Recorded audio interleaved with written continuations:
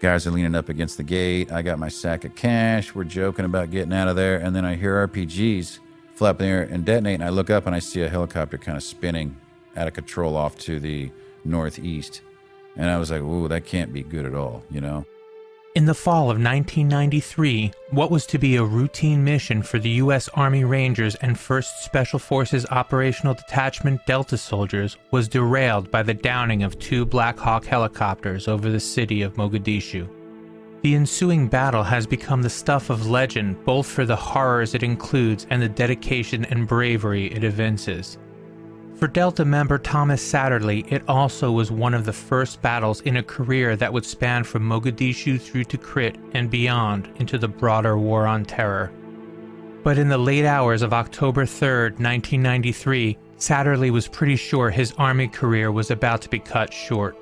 But it was that all night. It was relentless attacks, running out of ammo. At one point, I had my knife out. I was down to 10, 15 rounds. And I had a knife out, and I'm like, well, I had resigned myself to the fact that I was probably going to die.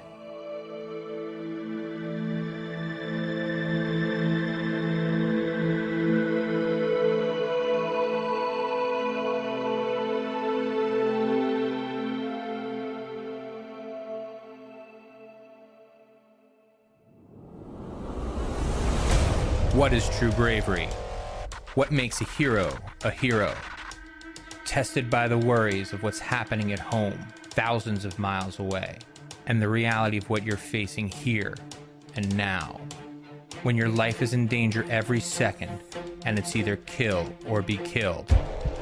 From Wondery and Incongruity Media, this is Anthony Russo, and this is War. There are job sites out there that send you tons of the wrong resumes to sort through. That's not smart. But you know what is smart? Going to ZipRecruiter.com/thisiswar to hire the right person. ZipRecruiter doesn't depend on candidates finding you. It finds them for you. ZipRecruiter's powerful matching technology scans thousands of resumes, identifies people with the right skills, education, and experience for your job, and actively invites them to apply. So you get qualified candidates fast. That's why ZipRecruiter is rated #1 by employers in the US. This rating comes from hiring sites on Trustpilot with over 1,000 reviews. And right now, my listeners can try ZipRecruiter for free at this exclusive web address, ZipRecruiter.com/thisiswar. That's ZipRecruiter.com/thisiswar. ZipRecruiter.com/thisiswar. ZipRecruiter, the smartest way to hire.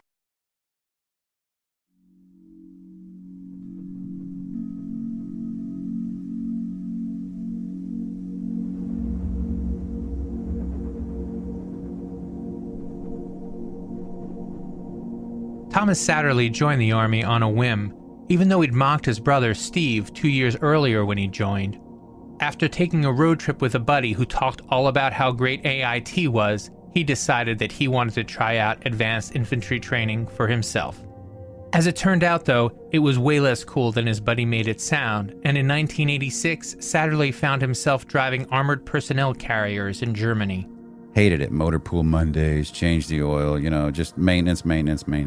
Hated that lifestyle. But we had a Hungarian platoon sergeant, or former Hungarian platoon sergeant. He had joined the U.S. Army, and he knew the different schools in Germany that were available to us. So we were actually the first full platoon to go through French commando school together. Kind of higher threat, kind of higher danger type stuff, even though it was just training. But it was very cool. And then a German Ranger slot opened up, and they were going to send one of the officers from the battalion headquarters to it. And I kind of raised my hand. I was like, why are we doing that? Why don't we send the best soldier, whoever that may be? Satterly beat out 500 other soldiers in a Green Beret run competition and found himself in Germany. His trainer washed out after a few days, leaving Satterly not only to fend for himself socially, there weren't any other English speakers in his class, but also when it came to passing the rigorous training tasks they were assigned. I spoke a little bit, enough to get a beer and find the bathroom in the train station, but we would stand around and the instructor would tell all the students, blah, blah, blah, blah, blah, blah, all in German, of course, and they would take off running. And I'm standing there like, I'm looking at the instructor, who they all liked me because they got to mess with me a lot, and he would look at me and laugh and just stand there with his arms crossed, and he'd look at his watch and point to it. It'd say, 20 minutes, hide, and no find. And I'm like, I think I got it. I found a big brush pile. I climbed down to the very bottom of that huge brush pile, logs and limbs and leaves and whatnot. And I fell asleep. And I think 3 hours later, I woke up to whistles and horns blowing. And I was like, oh, no. Oh, what's that? And I climbed out and they were looking for me. I fell asleep in there and they couldn't find me. And so they were trying to hunt me down. And I didn't get those instructions. If you hear the whistle or the horn, come in, And I was like, I just had to guess that's what that was. And that's kind of how it went the whole way. They were fed based on their ability to ambush a convoy. Dinner was in the trucks, and if they successfully took the convoy and the soldiers of the convoy didn't take it back, they could eat what they caught. Otherwise, it was nettle tea and snails. Satterly had a lot of both for dinner, but the experience stoked his interest in the Special Forces. So instead of following through with his plan to cash out after 4 years, he headed to Fort Bragg with an eye on becoming a Green Beret. While I was in language school, 4 months of Persian Farsi on Fort Bragg, I was approached by 2 guys from the qualification course that were already in the unit. They were already in Delta. And they said, hey, we think you have what it takes. You should try out for the unit. And I'm like, oh, okay, that sounds cool. And that was literally the thought I put into it. Yeah, I want to do that. That's cool. I'll do that. So I put in for selection for the unit. The unit was 1st Special Forces Operational Detachment Delta, one of the most elite fighting forces on the planet. The training isn't just physically rigorous. That's to be expected. It is psychologically rigorous. You wouldn't have made it this far if you couldn't follow orders. But can you function without orders or context? Can you be alone? Can you make a plan and change it on the fly? It's kind of funny, but those already were the components of Satterly's military career. He wasn't attached to plans, and living in isolation but still among people in the German Rangers School gave him a sense of how to get to the meat of the mission, even when the details were cloudy. Satterly knew he could take anything but getting kicked out of this school, that he could endure for as long as was needed, but he lived in terror of having this opportunity taken from him, of being told that he wasn't working hard enough, that he wasn't the guy for the job, that he couldn't cut it. You don't know you're going to make it ever until they tell you made it. It's literally set up to where you get in the back of a truck, you either go to the barracks, you go to the mountain, or they drop you off. They always separate you immediately. If you get pulled or you cut or you quit, they pull you out, they put you in a different barracks, somebody else goes and gets your bag. So whenever you go back to the barracks and there's somebody's bunk is empty, you're like, oh, wow. And then you just start seeing chairs disappear, bunks are cleaned off, all the gear's gone, and you never see that person again. So you never know. It's scary. You go back and you see people you thought were really, really kicking ass, and you go back and they're gone. And you're like, oh, well, if he can't make it, it's just a matter of time for me. I had such reverence for a lot of these guys who were already SF and Rangers. I'd see those bunks empty, and I'm like, oh, my God, it's going to be me next. When am I going to get pulled or quit, And you don't know till later. They don't really pull people until the last 4 or 5 days of selection. They don't really cut anybody. Most people quit. Until they pulled me back in after the board. And even then, they're like, Sergeant Satterly, you're young. As a matter of fact, you're really young. One of the youngest, one of the younger guys we've had come through selection. Immediately, I felt defeated because some guys going through selection with me had told me, hey, you're young. I was young when I went through the first time. Don't be surprised if they tell you to go out for a couple of years, get some experience, and come back. And I'm like, oh, no, I would never do this again. So when he started the sentence off with that, when they pulled me back in after the board, I was defeated instantly inside, and then he said, but we think you have what it takes to be a good NCO. So welcome to the unit. And I was like, what? So, literally up until the last second, it's a surprise. Life in the unit was a little intimidating at first. Satterly figured everyone was better at everything than he was. There were no accolades, no attaboys. Excellence is the standard and pretty much all that's accepted. When you retire from the unit, you get a small wooden triangle plaque that says, thanks. And by then, that's the most you expect. It's not a job you do for money or for glory or for fame. It's a job you do because you want to do it.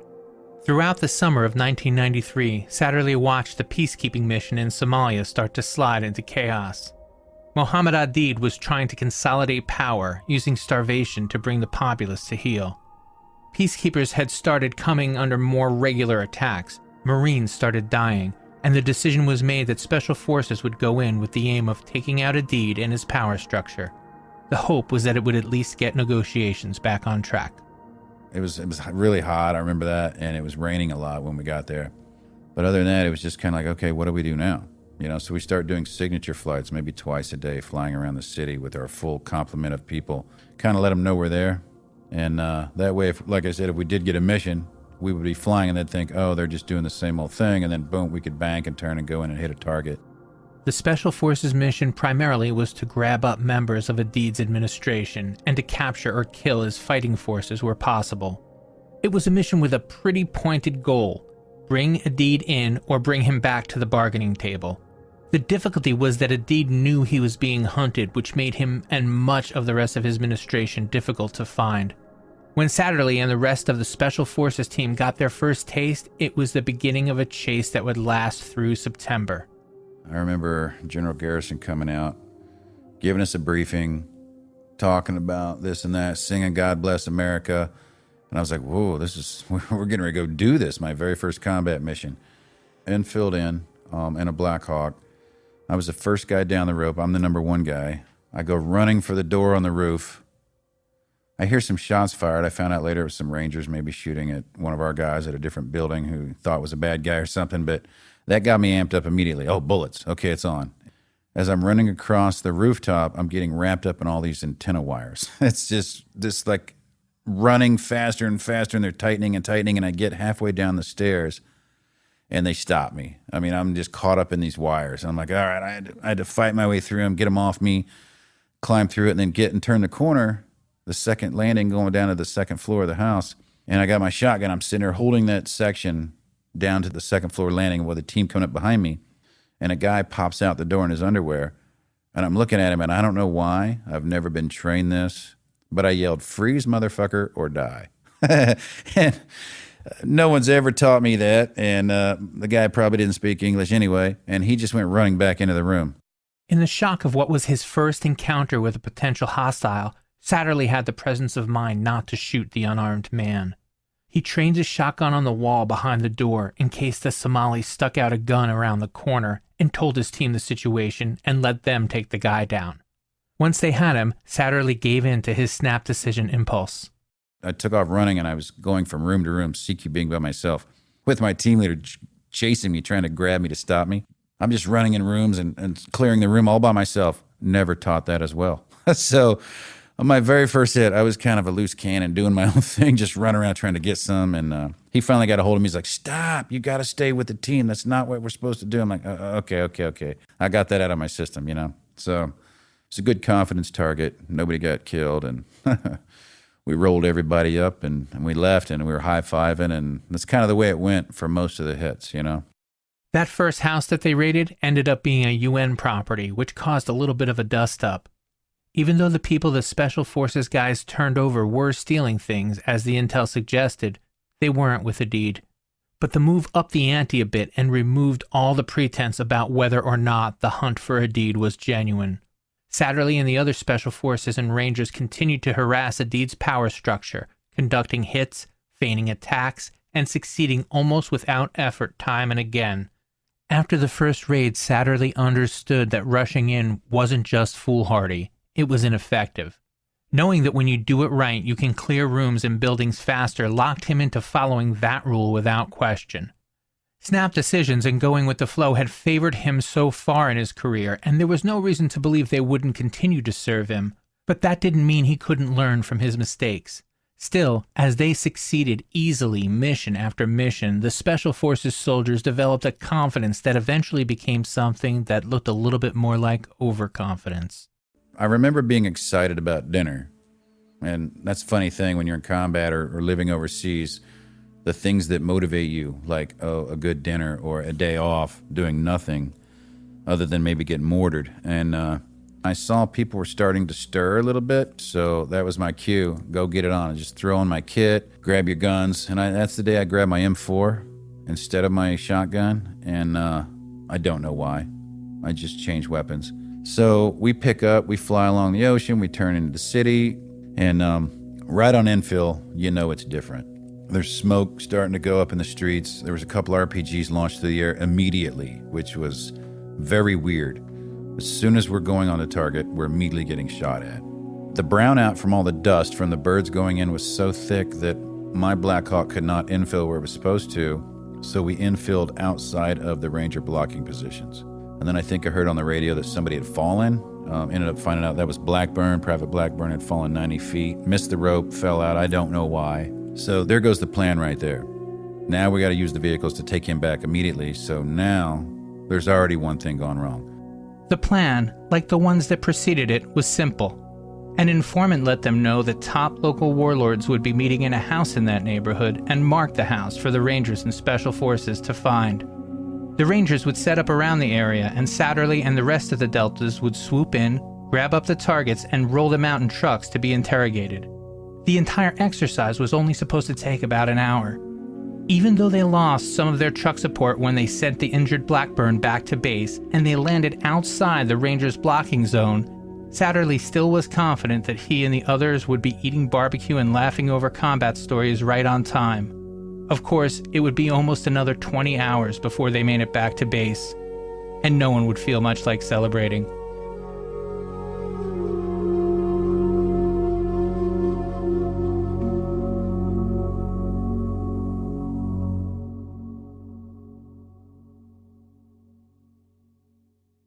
You know what's not smart? Job sites that overwhelm you with tons of the wrong resumes. But do you know what is smart? ZipRecruiter.com/thisiswar. Unlike other job sites, ZipRecruiter doesn't wait for candidates to find you. ZipRecruiter finds them for you. Its powerful matching technology scans thousands of resumes, identifies the people with the right skills, education, and experience for your job, and then it actively invites them to apply. So you get qualified candidates fast. No more sorting through the wrong resumes. No more waiting for the right candidates to apply. It's no wonder that ZipRecruiter is rated #1 by employers in the US. This rating comes from hiring sites on Trustpilot with over 1,000 reviews. And right now, my listeners can try ZipRecruiter for free at this exclusive web address, ZipRecruiter.com/thisiswar. That's ZipRecruiter.com/THISISWAR. ZipRecruiter.com/thisiswar. ZipRecruiter, the smartest way to hire.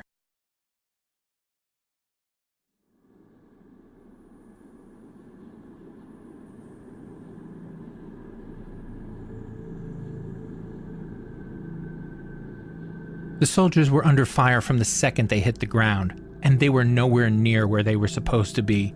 They commandeered the nearest house, they put the family safely away and made a plan to catch up with the others. They would fight their way up the street to the part of town the Rangers were blocking off. They would take the house and the Adid loyalists into custody and be on their way. And even though there had been that delay, as they took the house down, everything still was on schedule. We ended up entering the target building and helped flex cuff a lot of the people that were in there, put them in a room, separate. Then we start searching for weapons and money and intel. And I'm asking some of the guys, okay, there's a safe in here.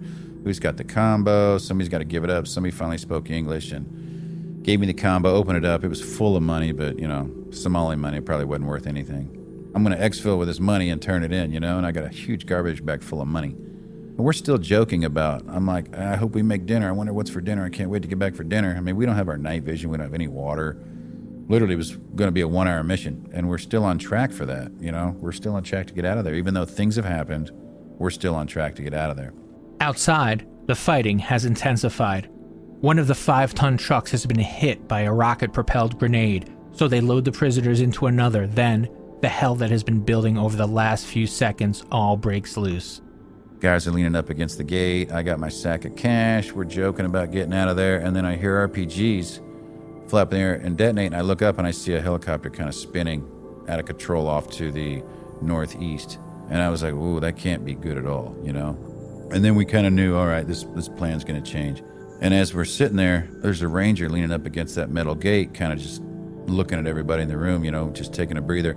His neck explodes. Somebody had shot through that gate and hit the side of his neck. And it looked like his whole neck exploded, man. I mean, basically he ended up sticking his hand on it. They wrapped it up and threw him in the convoy. From there, the race was on. Satterly and the rest of the contingent started sprinting toward the crash site, racing against hundreds of armed Somalis who were firing at will. There were about 9 Americans, 6 on Satterly's team and 3 more Rangers. And it's important that you get the scope of this, running through a town where nearly every inhabitant wants to kill you.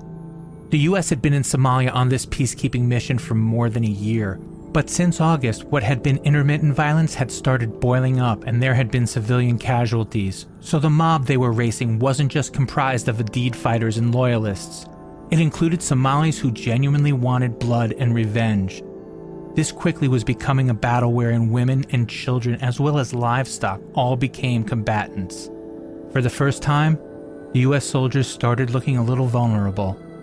And I remember a friend of mine, I plopped down on the corner with him. I looked up the street and there was this donkey in the middle of the street pulling a cart and he's not moving. And I looked underneath the donkey and there's feet. I'm like, oh, so we end up shooting the donkey. The donkey falls. There's 3 guys behind it with guns sitting there staring. I'm like, all right, now shoot the guys with guns, because they're hiding behind these animals. They were using everything they could to get closer to us and get at us. And I look across the street and I see a Earl shooting up the street. I look back up the street. I engage up the street some more. And when I look back, it was that short amount of time, 2 guys were dragging Earl's body into one of the buildings. He had been shot right in the head. Then it hit me. Anger set in, payback mode switched on, and selective fire button, in my brain was no longer as selective. It was more suppressive fire. I realized that plastic helmets weren't a good idea, and the tiny Kevlar I'd sewn for myself wasn't a good idea, and that this shit's real.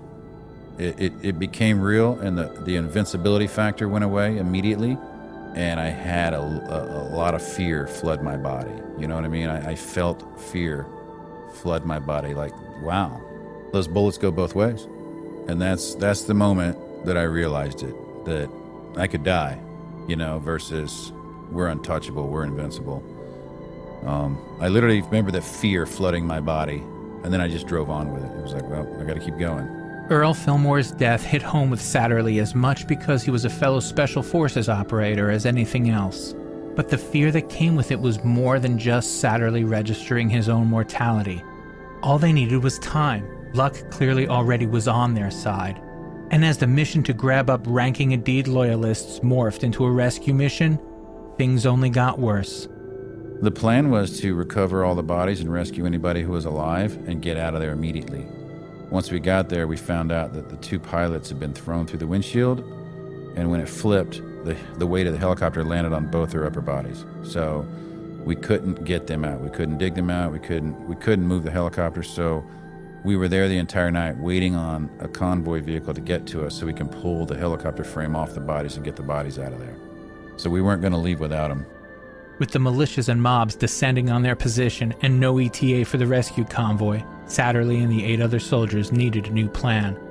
They commandeered a house, moved the family to a room in the center where they would be least likely to catch an errant round, and set up to guard the wrecked helicopter across the street and await reinforcements. Famously, because of radio delays and local roadblocks, the rescue convoy continuously was lost en route to the crash. It was up to the soldiers to hold out until help arrived, and they were prepared to do that until the last man. There were 2 windows in that bedroom. One you could see up the street to the west where the enemy were coming at us from, and the window I was at, I was sitting on a bed, had bars on the window and shutters, but I had the shutters open, and 3 feet away was another window, another house with wooden shutters shut. Would take fire through that every now and then. You'd hear voices in that house again, men talking, and I'd just start shooting through the shutters, and then, you'd hear them take off running. And then at one point, I'm just sitting there, and I heard this clicking and then a dragging noise, clicking and dragging, and it's dark. And I see this Somalian, like a man dressed, with his AK on all fours, and he'd put the weapon in front of him and then scoot up on it. And I'm looking like, oh shit, this guy's creeping up on me. So I get my M4 to shoot him. He's about 4 or 5 feet back down this little alleyway, working his way to my window. And I can't get the weapon because the bar's on the window. I'm like, oh, here's an opportunity to use my pistol finally. So I pull my pistol out, it's a 45, stick my arm through the bars. I pull the trigger and the hammer falls halfway, and all the sand from the rotor wash that was in it wouldn't let the hammer fall all the way.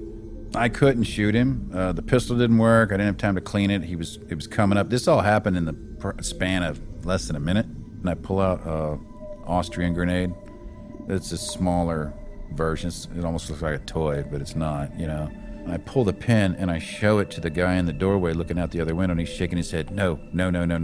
And I'm like nodding my head like, oh yeah, this is happening, motherfucker. And he backs into the hallway. I stick my arm out the window and drop it, and as I'm looking at an angle, you know, I can see his head, and I see the grenade hit his head, and he looks up in the air and it rolls down in his neck collar, you know. I just laid over sideways on the bed, and that thing went off and just sprayed the ceiling with him and sand, and it broke all the glass out, and it fell on the bed on me, and all the glass out of this little hutch that was in that bedroom as well. And I was like, holy shit, I could smell burning hair. I was like, man, that was crazy. People came running in the room like, what the fuck was that? And I don't know why. I lied. I go, oh, it's a flashbang, man. It's cool. You know, you instantly think you're in trouble for doing something, especially when you take another person's life. You're like, oh shit, I'm in trouble. I'm like, no, it's a flashbang. And the guy in this door points at me, goes, no, he's lying. That was a grenade. And I snapped out of it. I'm like, yeah, you're right. That was a fucking grenade. You see this guy out here? And they're looking out, and there's a guy with like half his neck. His head's laying the other side. He's, you know, doing those death throes. Outside, the MH-6 Little Birds were providing what support they were able. The helicopters could prevent more fighters entering the area, but identifying individual targets around the crash zone itself was nearly impossible, especially given that the Ranger and Special Forces positions were in flux. But as things got hairier, they had to make some tough choices, like blowing up the house next door.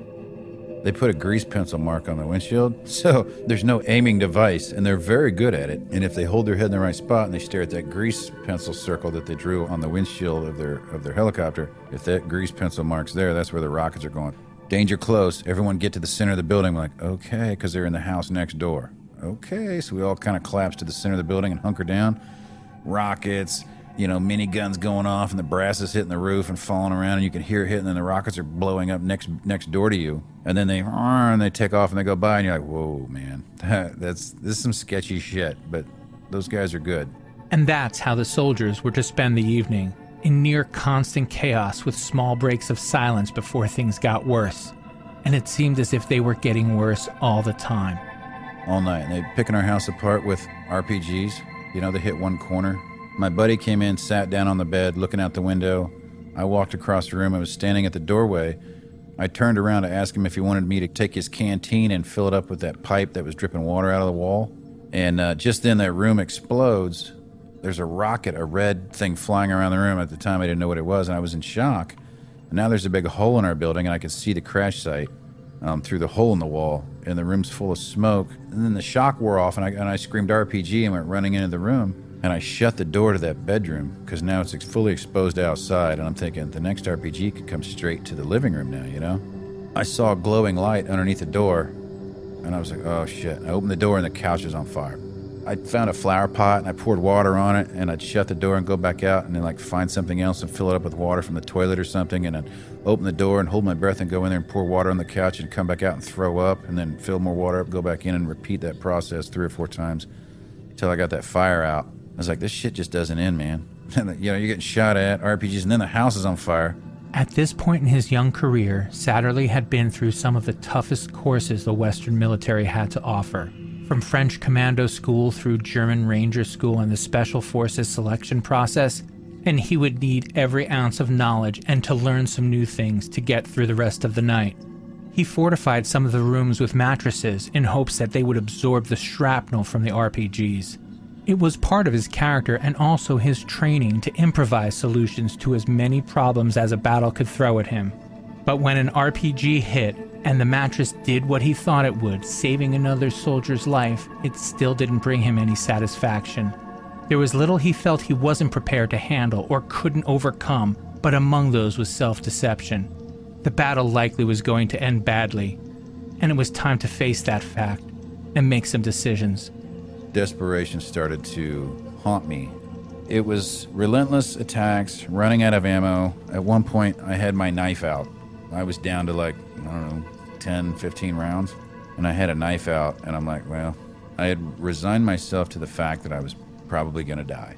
At some point that night, when you can hear the gunfire of the convoy that's trying to get to you booming through the city, and then you hear gunfire going back, and I remember asking my team leader, do you think they're going to make it? And his answer was, I don't know. All right. And I thought, you know what? This is it. I'm going to take as many of them with me as I can. I'm going to do as much damage as I can possible. And then that'll be it. And then hopefully somebody will remember what I did here. I literally had that thought in my head, like, this is it. Let's just do as much damage as possible. 2 Rangers had been hit, and they were out of the fight. The team leader was wounded but still fighting, and the entire group was suffering from exhaustion. Satterly recalls nodding off through RPG hits and trading spots all the time just to keep moving and stay awake. Sometime during the night, they were resupplied, so he figured at least they would go out shooting. But as it turned out, metaphorically anyway, it is not always darkest before the dawn. About last dark, some 10th Mountain guys started pulling down the street. And then I started to hear the diesel engine of an armored vehicle. I was like, holy shit, they made it. They made it here. And then the 10th Mountain guys were all over the place. That is the only indicator that I knew that we were getting out, that they actually made it to us. And I had that feeling of comfort that there's a lot more people here now. He wasn't a smoker, but Satterly tried to bum a cigarette as they loaded up the dead and wounded onto the trucks for their return trip. The trucks had been picking up casualties all the way into town, and as they prepared to leave, it became chillingly clear that here, at ground zero of what would be called the biggest U.S. military firefight since Vietnam, Satterly and some of the rest of the Deltas, Rangers, and 10th Mountain guys didn't have a ride home. Their battle wasn't over yet.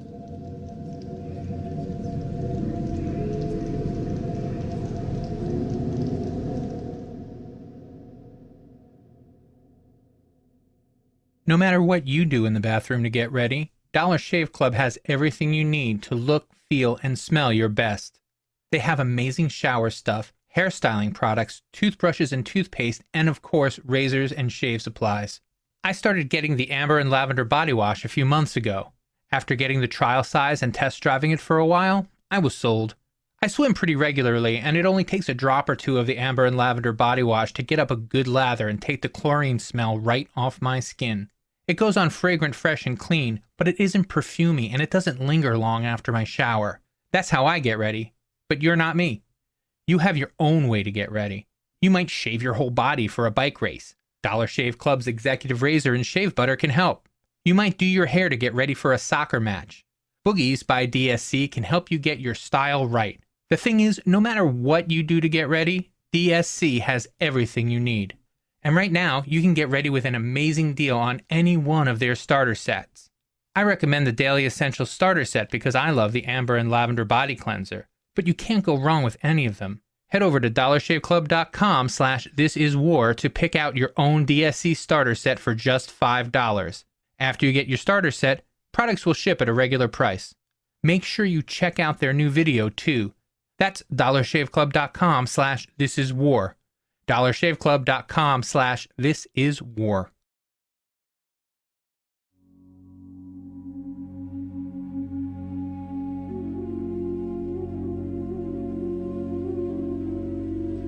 The original plan was to use the trucks as cover over the mile distance between the crash site and the waiting support troops. But after another communications mishap, the convoy sped away, leaving a small contingent to fight its way back to the rendezvous point. As soon as the bullets start flying again, those vehicles took off. And I'm like, well, there goes that plan. Now we're just fully exposed in the street with less ammo and less people than we came in with, and so we start running. And I remember right before I turned west, I saw an attack helicopter, like an Apache or Cobra, hovering in the sky off in a distance. And someone told me they were going to rocket the helicopter body that we left, so nobody could get any parts off of it. So I stopped for a minute. I'm like, I'm going to watch this. This would be cool, I don't know. I went back to that protected feeling, like saw those 10th Mountain guys, armored vehicles, and I'm on my way out. And he didn't shoot any rockets right away. And I thought, what am I doing, man? This is stupid. I turned and everybody was gone. I started running down that street west. I'm like, holy shit. What did I do? And then right then, a guy jumps out of a little alleyway, grabs me, pushes me, and throws me in the alleyway where the rest of my team was, right as an RPG hits the wall outside. He didn't do it because of that, but timing was great. We finished our Mogadishu Mile run. I remember getting back.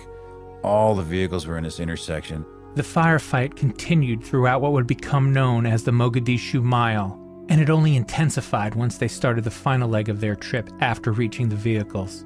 Satterly was with a mixed team headed for the airport.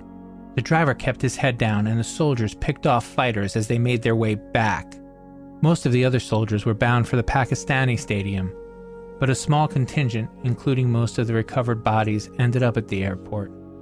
And we're going around all these barriers, smoke burning tires are trying to direct us, and I tell this guy, don't you stop, you drive straight through that shit, don't you stop. Took us all the way back to the back gate of the airport, which was a lot further away than the Pakistani stadium where everyone else went. I didn't know. I don't know. And we wait inside the gate, and nobody came, and our radios are dead, so we can't call anybody. So we drove that 5 or 7 mile loop around the airfield to get to our hangar. And that's when I realized the devastation. I saw probably 12 U.S. bodies laid out on the street next to our hangar. One guy had an RPG sticking out of his side. He was sandbagged. The RPG didn't detonate. He was shot so close, it was like a harpoon. And so they had to sandbag that and get EOD to take it out of him before, anybody could box his body up. And I remember not looking at faces. I remember just looking at boots, and I could tell by the boots who was our guys and who were Rangers. And I was like, man, this is a lot worse. Worse here is a relative term. Setting aside the grueling night and the death, injuries, and narrow escapes, there always is the hope that you saw the worst of it, that your team was the one that had it the hardest. After all, if that's true, more people are safe than you originally had feared. But as the evidence that as bad as it was in the house, it was worse in other houses and streets for other soldiers started to dawn on each of the survivors, a kind of numbness set in as the whole picture came into relief. And then as we turn into the internal area of our hangar where the vehicles parked, all the Humvees were shot up. They were just there, parked, spread out with sand and bleach and blood everywhere, where they were trying to clean out the back as they kept bringing in the bodies from the convoy and from, the guys who were getting wounded. And I'll never forget the smell of bleach, blood, and sand mixed together in the morning sun heating up. And I'll never forget that smell of just the thick blood in the back of all the Humvees that were just so many bodies being hauled around. And it was so much blood, I couldn't believe how nasty it was and how much there was of it. And that's when I decided we just started cleaning our weapons. I got more ammo. I didn't know what to do. I didn't know where everybody was. I knew that somebody told me they're at the Pakistani stadium, they're going to come in. There's people missing. We don't know where everybody's at. I'm like, holy shit, Yeah, so I just kind of armed back up, got ready to go back out and waited. And then finally everybody started coming in and landing in helicopters and coming in. And then we started watching the news, and that's when we saw them dragging bodies around and burning bodies and realized, wow, it's literally worse than you could have imagined, There was a memorial service for the 18 soldiers killed October 3rd and 4th, and the soldiers started doing what they could to make peace with it before heading home. But as it would turn out, the total number of dead would stretch to 19 before sunset on October 6th. They've been mortaring us almost every night the whole time we were there. Always around us, never on top of us, and they either got good or they got lucky. It doesn't matter. That one landed right in the doorway to the hangar. Basically almost landed on Matt Ryerson. Got our unit doc, our unit surgeon, got our commander. I'll never forget him screaming that night from the pain, and then the calls out for blood donors for Matt because he was losing so much blood. It was horrible remembering that scream of a grown man in so much agony, nonstop. I remember covering my ears and curling up in a ball and laying in the bunker just wishing it would stop because they'd moved everybody to the bunker. And I was just trying to get to sleep and just had my ears covered because I could hear him screaming as they worked on him. A lot of the guys in his unit had been in the Gulf War, but this was Satterly's first combat deployment. The first time he had killed, had had his life threatened, had saw his comrades die or be maimed. 5 years prior, he had joined the Army on a whim and risen through the ranks to join one of the most storied units in the military. Only now did he have the opportunity to learn one more lesson about the life of a warrior. I remember walking into my kitchen. I didn't talk to my wife at the time, all the way home in the car. And I remember the shrink right before we left saying, hey, call us all into the room. Hey, when you get home, don't be surprised if you have a breakdown sometime in the next month, You'll be wondering what it is. You'll be amazed at what happened, but Don't be surprised. I'm thinking, what a nut bag. What's he talking about? And I walked into the kitchen after not saying a word all the way home, which is about a 30-minute drive maybe. And remember my wife is like, so what happened? Or how was it or something? And I looked at her and I just started bawling. I couldn't even get it out. I could not get out what I was trying to say without bawling and bawling and bawling. And that lasted about maybe 30 minutes. And then I, manned up. In my mind, I manned up, tucked it all away, and went back to business. I think I went back to work the next day, started cleaning my gear, and just back to training. We did nothing special. I mean, we had memorials, things like that, but a lot of those memorials had already taken place before we got home. A lot of the guys were already buried before we got home. Matt Ryerson wasn't. I was on the color guard when I went home to a memorial in his hometown, Nevada, Iowa, and I went to a high school there and did a memorial for him, and I was on the color guard for that. That was horrible. That sucked. Then to the gravesite. Yeah, that was, it's not one of my favorite things to do, is to look a Gold Star wife in the face shortly after her husband's been killed and he's got 2 little boys, that'll never see their dad again. Satterly didn't have a mechanism beyond alcohol for dealing with it, so that was the first response, getting back to work. After all, he was a member of the U.S. military elite, and he never knew when he would be called on again. But it wouldn't be long before he was deployed in Bosnia, and then it was back to business as usual, until September 11th, 2001.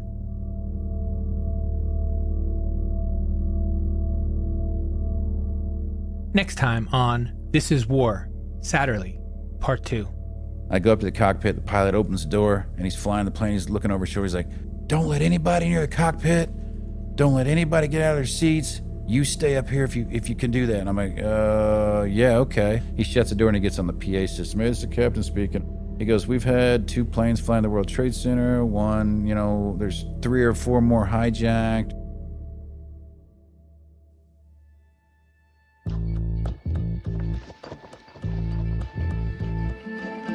Are you a combat veteran, or do you know one with a story to tell? Reach out to us at stories@thisiswar.com with your dates and branch of service, as well as a brief description of the experience that you would like to share. If you like the show, you can help support us by visiting our sponsors or by leaving a 5-star review wherever you're listening right now. This Is War was written by me, Anthony Russo, and produced by Incongruity Media.